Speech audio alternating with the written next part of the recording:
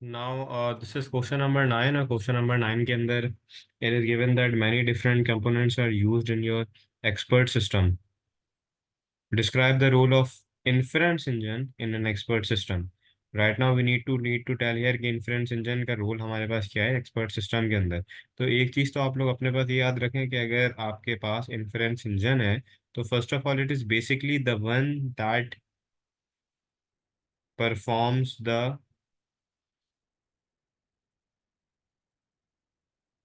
Reasoning of an expert system. मकसद ये कि हम अपने पास जितनी भी रीजनिंग करते हैं ना, या हमारी जिंदगी के अंदर जितनी भी रीजनिंग होती है, like for example if you wanted to take a class तो उसके पीछे डिफरेंट रीजन हो सकते हैं. If you do not want to take a class तो उसके पीछे डिफरेंट रीजन हो सकते हैं. तो ये सारी रीजनिंग आपके पास इन्फरेंस इंजन का काम होता है, और ये आपके पास it uses a series of if then statements.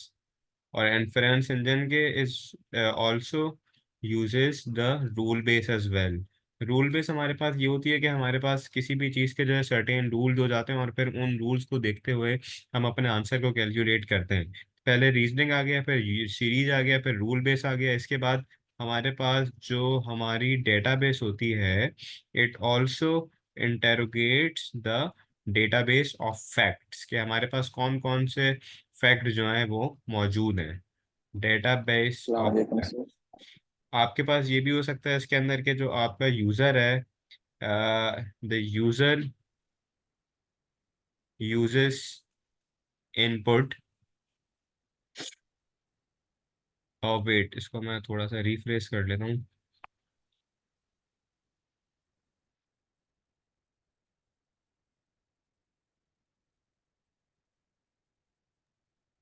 Hello sir.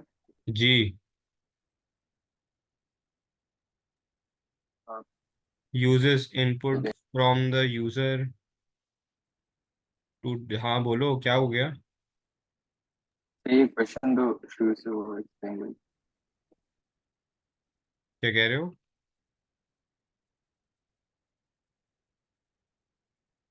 Sir ये क्वेश्चन एक्सप्लेन कर दें दोबारा से। Okay.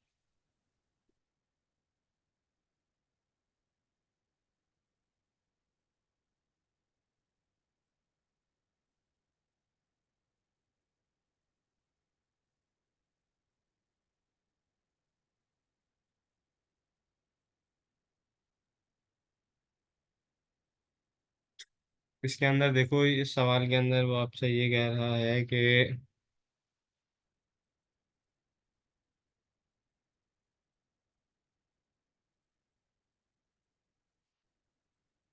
Describe the role of inference engine in an expert system. एक एक्सपर्ट सिस्टम के अंदर इन्फ्रेंस इंजन का फायदा क्या होता है? अब इन्फ्रेंस इंजन हमारे पास एक्सपर्ट सिस्टम के अंदर ये होता है जो हमारी रीजनिंग के लिए यूज होता है. रीजनिंग के लिए मतलब कि फॉर एग्जांपल अगर मैं भी क्लास ले रहा हूँ तो इस क्लास को लेने के पीछे आपके बहुत सारे रीजन हो सकते हैं. उन रीजंस को वो एक्सप्लेन करते हैं, लेकिन वो जो रीजंस आते हैं वो इफ देन स्टेटमेंट्स में होते हैं. मतलब फॉर एग्जांपल अगर ये एक कंडीशन है तो हमारा आंसर ये होना चाहिए, अगर नहीं तो ये होना चाहिए. उसके बाद कुछ रूल बेसिस भी होते हैं. रूल बेसिस आपके पास इस तरह से काम कर सकते हैं कि जैसे कि for example you have a number of set of rules, और उन number of set of rules के ऊपर डिपेंडिंगली आप अपने आंसर्स को जनरेट करा रहे हो.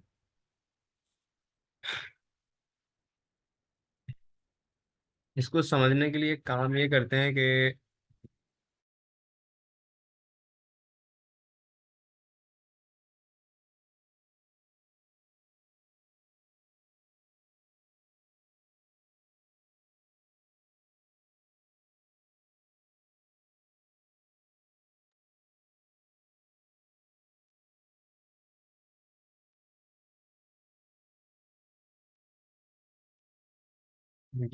ये आ गया मेरे पास मेरा एक्सपर्ट अच्छा सर, सिस्टम. ये बेसिकली एक artificial Expert system is intelligence का right वो here है। in front of you. First of all, you can see that on the left hand side you have a user. आपका user जो है आपके user, आपके यूजर जो है आपके यूजर, आपके यूजर जो है आपके यूजर, आपके यूजर जो है आपके यूजर, आपके यूजर जो है आपके यूजर, आपके यूजर जो है आपके यूजर, आपके यूजर जो है आपके यूजर, आपके यूजर जो है आपके यूजर, इंटरफेस से ये थ्रू मिल रहा है। यूजर इंटरफेस दो फॉर्म्स में हो सकता है, या तो ग्राफिकल यूजर इंटरफेस है, या आपके पास आपका कमांड लाइन इंटरफेस है। उस यूजर इंटरफेस के थ्रू वो या तो एक्सप्लेनेशन सिस्टम में जाता है या इन्फ्रेंस इंजन में जाता है, and so on. It is connected with the rule base and knowledge base.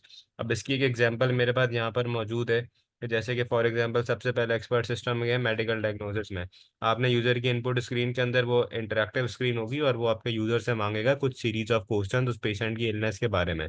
Patient को जो है वो रिप्लाई करेगा यस या नो के बारे में, उनके जो भी डिजीजेज होंगे, कि आपको बुखार है, तबीयत खराब है, क्या मसला है। उन इनपुट्स के ऊपर फिर आपका एक्सपर्ट सिस्टम काम करेगा। काम कैसे करेगा? इन्फ्रेंस इंजन उन सिम्टम्स को कंपेयर कराएगा जो उसकी नॉलेज बेस के अंदर एडेड है।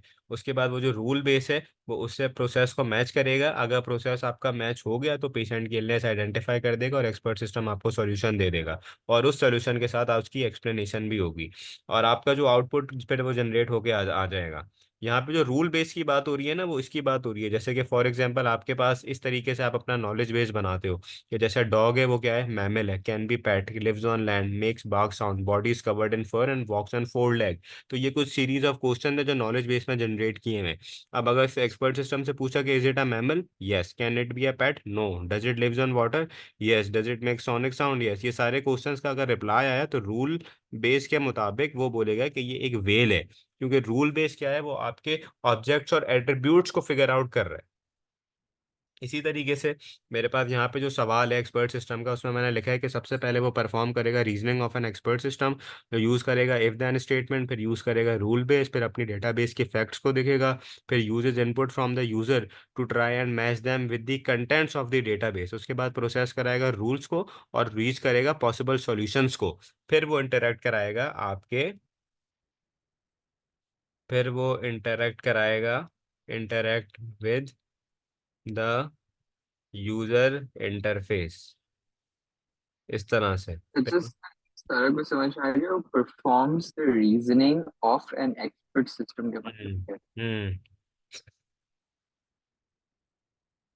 क्या कह रहे हो? जो आपने फर्स्ट वाला बुलेट पॉइंट लिखा परफॉर्म्स है द इसका रीजनिंग मतलब। Of an expert system, this is N inference engine. मैं ये कुछ पीडीएफ की फाइल्स भेज दूंगा, ये अपने पास लाजमी पढ़ लेना जब तुम्हें समझ आएगा। ये इसका मैं पूरा लेक्चर दे दूंगा, वो अपने पास देखना, फिर ये समझ आएगा एक्सपर्ट सिस्टम। तुम्हें ऐसे नहीं समझोगे नहीं मेरी सर, क्लास वो के तो मुझे बाद। समझ में आ गया क्योंकि एक्सपर्ट सिस्टम मैंने हल्का सा पढ़ा हुआ है। मुझे फिर वो क्या आपका वो समझ जो नहीं आपने आया? वो ये लिखा आप करके इसको आसान वर्ड्स के अंदर एक्सप्लेन सबसे पहले वो परफॉर्म परफॉर्म्स करेगा रीजनिंग, इफ देन स्टेटमेंट लगाएगा, रूल बेस लगाएगा। इसमें क्या आसान वर्ड यूज करूं?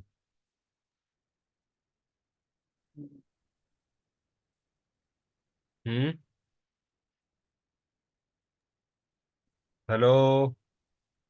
ठीक, मतलब मुझे ख्याल है बस वो इस स्टेटमेंट का मतलब बता दें, परफॉर्म द रीजनिंग। रीजनिंग का मतलब है। एक एक्सपर्ट सिस्टम से अगर आप कोई भी मेडिकल डायग्नोसिस ले रहे हो तो पहले उसके रीजनिंग देगा एक्सपर्ट सिस्टम या नहीं? तो बेसिकली वो जो क्वेश्चंस पूछेगा। वो आपके आपके रीजनिंग के ऊपर बेस्ड होंगे ना, जो भी आपका इन्फ्रेंस इंजन होगा। हाँ सही है, चलो तो सही पूछता। और पूछो।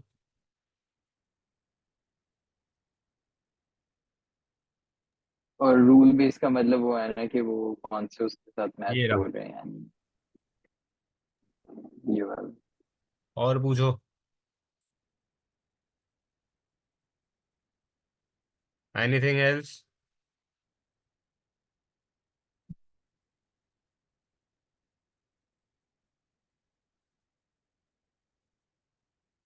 Do you have any problems in this? Oh sir, ये समझ में आ गया। एंड लास्ट में ये भी लिख, ये कुछ चीजें मैंने और भी लिखी हैं, ये भी देख लो।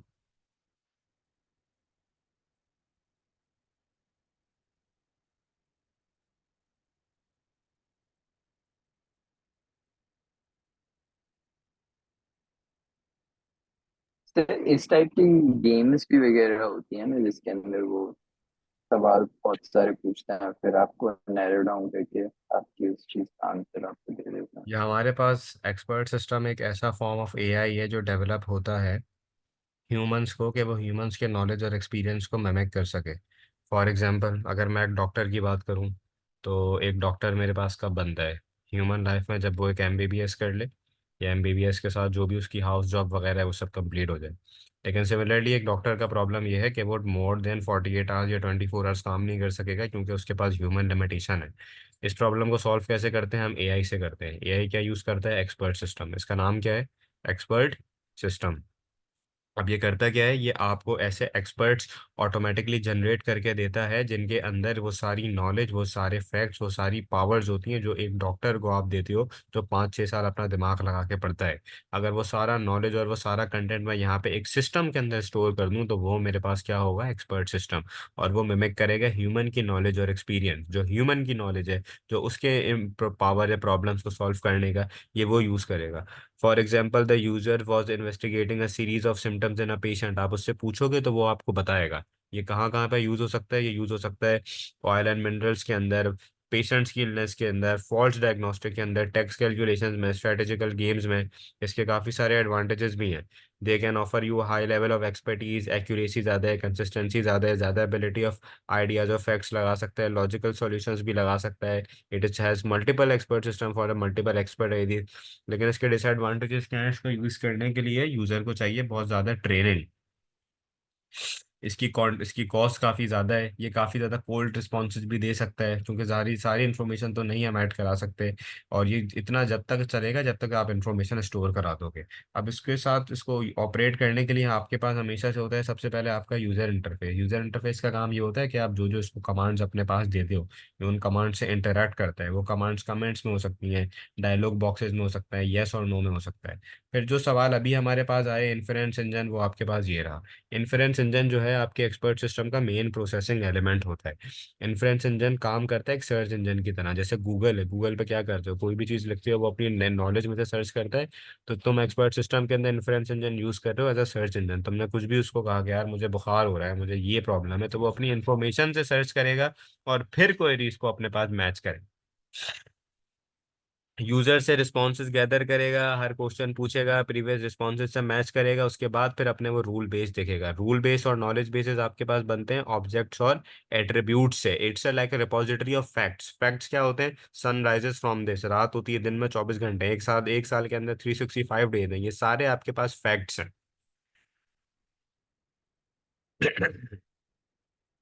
उसके बाद जो है फिर मेरे पास आता है फिर रूल बेस है। और रूल बेस तो मैंने बता चुका हूँ, और फिर आपके पास ये एग्जांपल मैं ऑलरेडी दे चुका हूँ। अब पूछ लो भाई, आप कोई प्रॉब्लम है इसमें? नहीं सर, अब तो परफेक्टली क्लियर।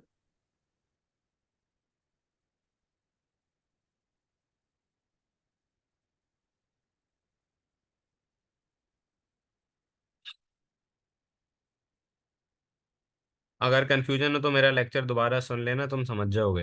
अब 10 में कह रहा है कि write a pseudocode algorithm using a repeat until loop that allows eight eight numbers to be entered, which will then display the smallest number. एक एल्गोरिथम लिखना है सूडो कोड के ऊपर। तो यहाँ पे स्टार्ट करेंगे, सबसे पहले काउंट को लेंगे हम जीरो से, क्योंकि वो नंबर ऑफ काउंट को करेगा। आउटपुट क्या करना है? 8 नंबर को इनपुट करना और डिस्प्ले करना है कौन सा स्मॉलेस्ट है। तो मैं अपने पास स्मॉलेस्ट को इनिशियलाइज करा दूंगा जीरो से। लूप कौन सा यूज करना है? रिपीट एंटिल का। ये लगाया मैंने अपने पास रिपीट। अब यहाँ पे मैंने कराया अपने पास, सबसे पहले इनपुट कराया मैंने नंबर को। अगर मेरा number is greater than smallest, then smallest is equals to number. और ये हो गया एंड इफ। और यहाँ पे फिर हमने कर दिया काउंट को count plus one until your count is 8। और एंड में हमने यहाँ पे आउटपुट करा दिया स्मॉलेस्ट। ये पूरा कोड है। इस कोड को चाहिए, अगर सवाल के अंदर देता है कि 8 नंबर्स करो और तुम्हें डिस्प्ले कराना है लार्जेस्ट नंबर, तो सिर्फ अपनी साइन है चेंज कर देना और स्मॉलेस्ट को लार्जेस्ट कर देना और लार्जेस्ट की वैल्यू दे देना।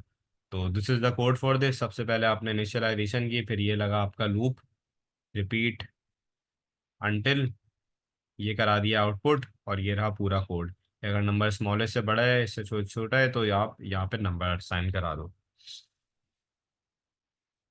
फिर मेरे पास क्वेश्चन नंबर 11 है। क्वेश्चन नंबर 11 में कहा हुआ है कि a teacher is going to create a database for a school. The database will store all student marks for a weekly test throughout the year. The database management software will use total mark for each student to generate the final grades. Evaluate the use of database management software for this purpose.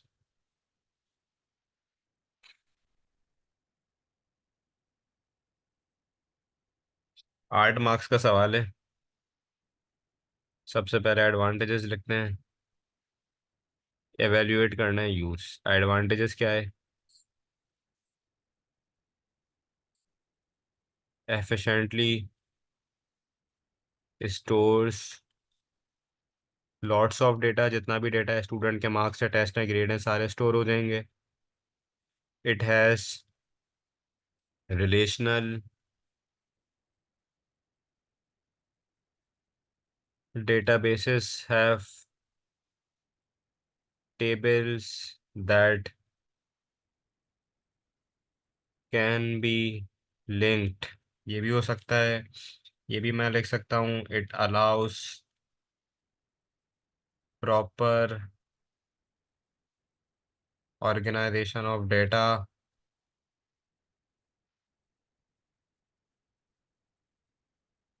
easy to extract data, easy to find data। ये भी हो सकता है कि easy to generate reports।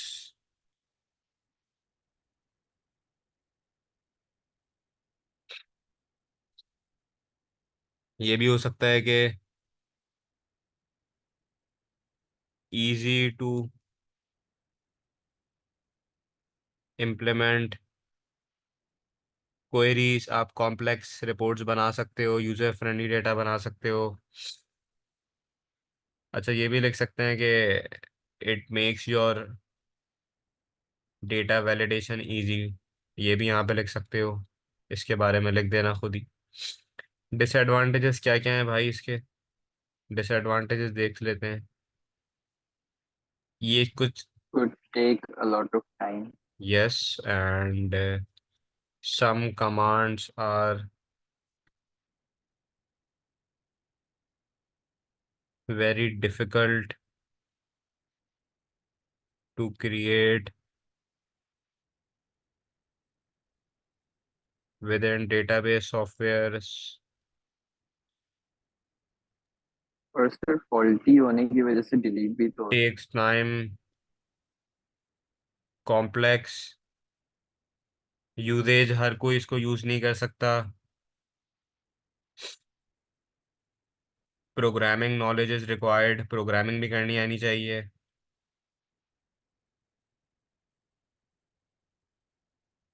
और क्या कह रहे हो? है। सर डेटा लॉस भी तो हो सकता है। डेटा लॉस तो नहीं हो सकता, जो डेटा डाला है सर वही वो सेव होगा। नहीं मतलब क्या पता सेव ही ना हो पूरा डेटा तो नहीं, कैसे सेव नहीं हो? जब तक खुद सेव ग्लिच आ नहीं करोगे तो सकता नहीं होगा सेव। है, ग्लिच आ सकता है, वो भी ह्यूमन एरर बहुत ज्यादा है।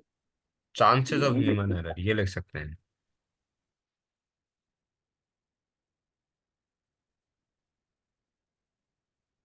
इसमें आपको पूरे मार्क्स मिल जाएंगे 8। हमने काफ़ी सारे पॉइंट्स लिख लिए हैं, बाकी मार्किंग स्कीम से भी आप देख सकते हैं, वहाँ पे और भी पॉइंट्स लिखे हुए हैं। और अब इसका आखिरी सवाल है, describe what do sir you. ये स्पाई क्या होता है ये? स्पाईवेयर बेटा ऐसा सॉफ्टवेयर होता है that is designed to collect information about a user's activity. मतलब यूजर की जो भी एक्टिविटी है वो ये रिकॉर्ड करता है। और एक्टिविटी कौन कौन सी? डेटा सच एज यूजर का password,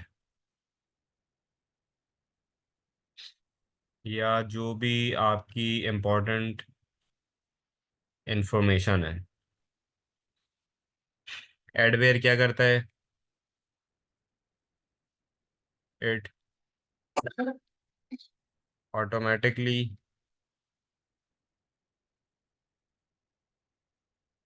generates advertisement in order to gain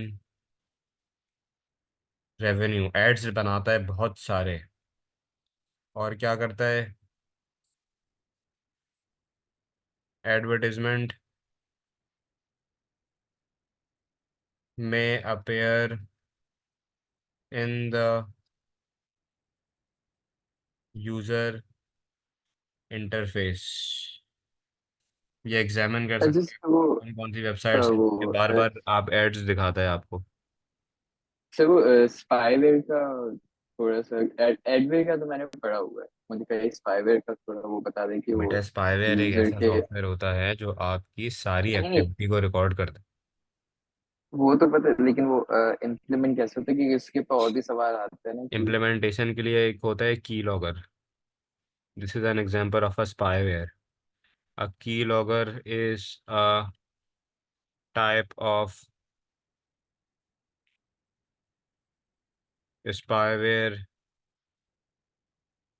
which collects a record of user keystrokes. Implement ऐसे होता है कि अगर ये किसी के कंप्यूटर के अंदर गलती से इंस्टॉल हो जाए तो आपका यूजर जो भी एक्टिविटी करता है वो सारी रिकॉर्ड होती है, सारी। तो बेसिकली आपकी कीबोर्ड वो करती है। बिल्कुल। तो तभी वो जो इसके अंदर वो बोलते हैं कि वो ऑन स्क्रीन कीबोर्ड इस्तेमाल करना चाहिए। बेटा वो भी रिकॉर्ड हो जाएगा, सब रिकॉर्ड हो जाएगा अगर स्पाईवेयर है। इससे बचने के लिए यूज एंटी स्पाईवेयर और यूज एंटीवायरस। या किसी भी गलत वेबसाइट पे जाके क्लिक नहीं किया करो, कोई भी ऐसी चीज़ डाउनलोड नहीं किया करो। Only download from trusted source, use a firewall. और कोई सवाल? नहीं नहीं सर, उसका पता है, बस फॉर्म का बता। अब वॉर्म होता है एक stand alone malicious program that replicate itself in a computer system. एक कंप्यूटर सिस्टम के अंदर अपने आप को ये रेप्लिकेट करता है, और many copies are then sent to your computer. Worm करता क्या है कि worms are almost always causes some harm to your computer system। Slow कर देता है आपके कंप्यूटर को। स्लो ऐसे करता है कि आपके नेटवर्क को स्लो डाउन कर देगा, स्लो डाउन कर देगा आपके नेटवर्क को, या आपकी सारी बैंडविड्थ को कंज्यूम कर लेगा।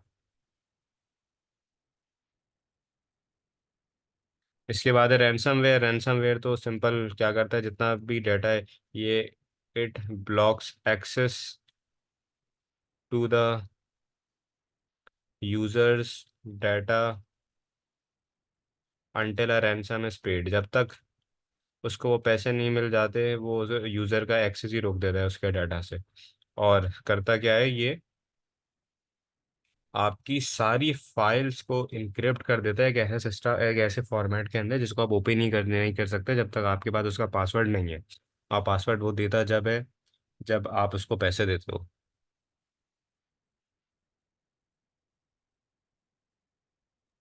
सर ये तो मतलब ह्यूमन प्लेस ज्यादा लग रहा है वायरस से ज्यादा, तो मतलब ये किसी, हम्म। या वायरस से ज्यादा तो ये मतलब ह्यूमनली एक्टिव है ना, किसी बंदे ने वहां पे जाके इम्प्लीमेंट किया हो, वो एक्टिवली उसको वो इट्स भी नॉट करे। About that what is more humanly active, it's about that आपकी नीयत क्या है हैकर की, वो करना क्या चाहता है, वायरस देना चाहता है, कंप्यूटर ख़राब करना चाहता है। ये बहुत सारी एग्जांपल्स होती हैं जो अलग अलग तरह पे यूज़ होती हैं। जब हम अपने पास साइबर सिक्योरिटी पढ़ेंगे तो इंशाल्लाह मैं आप लोगों को बताऊंगा कि कौन सा वायरस कब आप यूज़ कर सकते हो। लेकिन इस लेवल में आपको सिर्फ ये देखना है कि कौन से वायरस का क्या पर्सपेक्टिव है। होते तो बहुत सारे यूज़ हैं। तो यहाँ तक कोई कंफ्यूजन? नहीं सर। तो वी आर डन।